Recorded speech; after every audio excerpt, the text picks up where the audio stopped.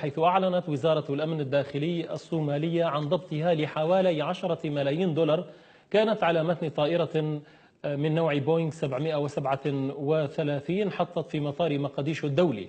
وقالت مصادر صحفية إن سلطات مقديشو شكت في الحقائب الإماراتية وأخضعت تلك الحقائب للتفتيش ليتبين لاحقا بأنها تحوي على هذه المبالغ المالية الضخمة. وحسب تلك المصادر فإن شخصيات رسمية من السفارة الإماراتية كانت في المطار لحظة وصول الطائرة لاستلام المبلغ، إلا أن سلطات المطار حالت دون ذلك. ما تحليلك لما جرى؟ هل يمكن أن يكون محاولة إدخال مبلغ لمصاريف السفارة الإماراتية كما تريد المصادر الإماراتية أن تقول؟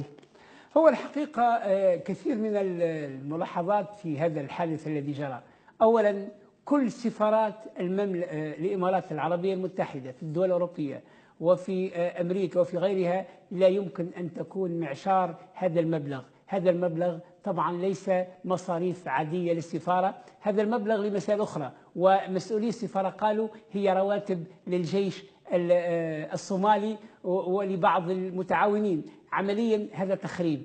يعني هي رواتب للجيش، يعني لماذا تطالب السلطات الأمنية؟ يعني إذا كانت للجيش الصومالي فالسلطات الأمنية تستطيع أن تسلمها للجيش. نعم، وهذا الغريب. يعني الإمارات تعطي رواتب للجيش الصومالي، الجيش الصومالي المفروض يأخذ رواتبه من الحكومة، وإذا أرادت أن تعين الحكومة في دفع رواتب الجيش الصومالي هذه الأموال تعطى للحكومة، لا تهرب بالطائرات. وهذا العبث، هذا عبث إماراتي آخر مثل ما الذي حصل في جيبوتي، يحصل في الصومال حول ميناء بربرة، ويحصل الآن في داخل مقديشو. هذه سياسة إماراتية مدمرة، وأنا أعتقد أن الأمر إذا استمر بهذا الشكل سيقع مطاردة كل ما يسمى بالنفوذ الإماراتي في القرن الإفريقي، سيقع تصفيته تماما، وهذه التصفية سيتداول حتى في اليمن. لماذا نكبر الموضوع؟ يعني ألا توجد إشكاليات مالية بتحويل الأموال إلى الصومال مما يدفع السلطات الإماراتية ربما لتحويل رواتب موظفيها بهذا الشكل؟ لا يمكن أن يكون رواتب موظفيها 10 مليون دولار. لماذا؟ لا يمكن.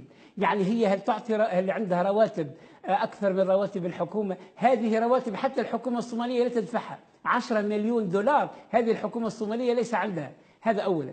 ثم ثانيا، الآن الإمارات متورطة في القرن الإفريقي تورط كبير، لأنها كانت عندها مشكلة في جيبوتي ووقع طردها. الآن كان ميناء بربرة ذهبت وعملت اتفاقية موانئ دبي مع الحكومة الإثيوبية ومع الصوماليلاند.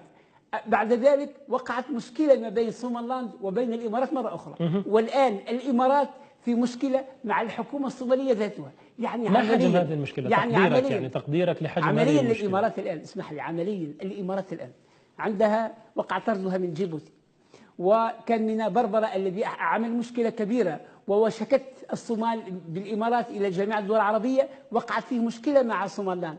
والآن المشكل الثالث مع الحكومة الصومالية.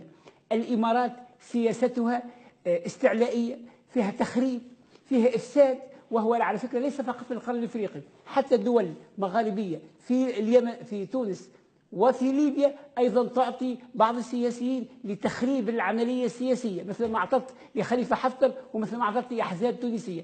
عمليا الإمارات سياستها تخريبية في كل الدول العربية وفي القرن الإفريقي، ولم يبقى إلا أن ينتفض اليمنيون حتى يقع الإحاطة بكل هذا العبث الإماراتي في الساحة العربية. ختاما، بالنسبة للإمارات العربية المتحدة وعلاقاتها الرسمية مع الحكومة الصومالية، هل يمكن أن يؤدي ذلك إلى قطع العلاقات على سبيل المثال؟ هو يبدو أنه حسب الأخبار على أنه تدخل أفراد من الجيش وبعض الوزراء وجاءوا لمحاولة حل المشكلة.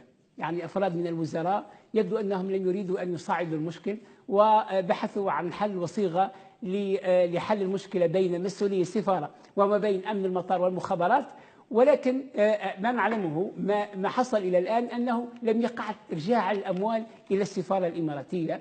ربما يقع صيغة من صيغ الحل بين الاثنين، وربما حتى الإمارات تدفع للحكومة الصومالية لإسكاتها وللملمة الموضوع. في جميع الحالات السياسة الإماراتية أصبحت مكشوفة، وأصبحت ضحاياها يزدادون، ولذلك صعوبتها ستزداد أيضا. أنا رأيي هكذا. شكرا جزيلا لك الكاتب والإعلامي الطيب الغيلوفي. فاصل قصير نعود بعده أعزائي المشاهدين لمتابعة أضواء على الأحداث، فابقوا معنا.